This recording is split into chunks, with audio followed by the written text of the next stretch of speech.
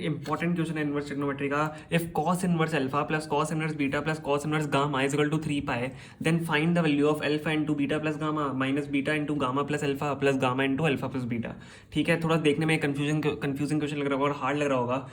ठीक है, तो इसको जल्दी से हम सॉल्व कर लेते हैं। ईजी सा क्वेश्चन है। देखो हमें क्या दिया हुआ है cos inverse alpha plus cos inverse gamma beta plus cos. देखो एक थोड़ा सा दिमाग लगाने वाला क्वेश्चन है, तो आपको थोड़ा सा इसमें दिमाग लगाना पड़ेगा। अब देखो ये तीनों मिला के कितने हो रहे हैं, 3 पाई हो रहे हैं।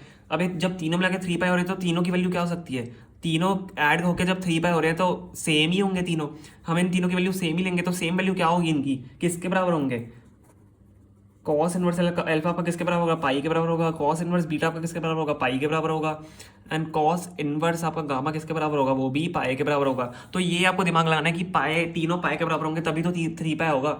अब जब कॉस इनवर्स अल्फा आपका पाई के बराबर है, कॉस इनवर्स बीटा आपका पाई के बराबर है, एंड कॉस अल्फा गामा आपका पाई के बराबर है, तो पाई आपका अल्फा बीटा और गामा की वैल्यू हो जाएगी। अल्फा बीटा और गामा की वैल्यू क्या हो जाएगी, alpha is equal to beta is equal to gamma, क्योंकि तीनों की वैल्यू सेम होगी, विच इज इक्वल टू -1 ही तो होगी। ठीक है, पाया आपका -1 पे होता है, तो आपकी इन तीनों की वैल्यू -1 हो जाएगी। अब इनकी वैल्यू मिल गई तो इनमें डाल के तो आराम से आंसर निकल लोगे। ठीक है, डाल लेते हैं।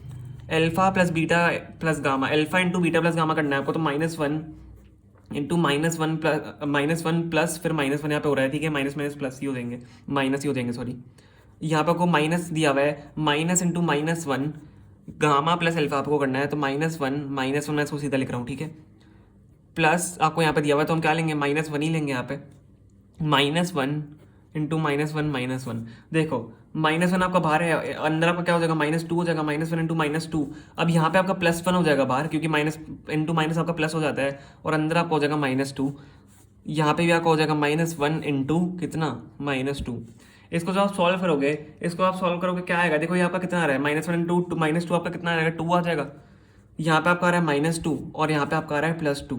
तो क्या हो रहा है, एक 2 से एक 2 का कैंसिल हो गया, यहाँ पे कितना बच गया आपका आंसर, 2 आ गया।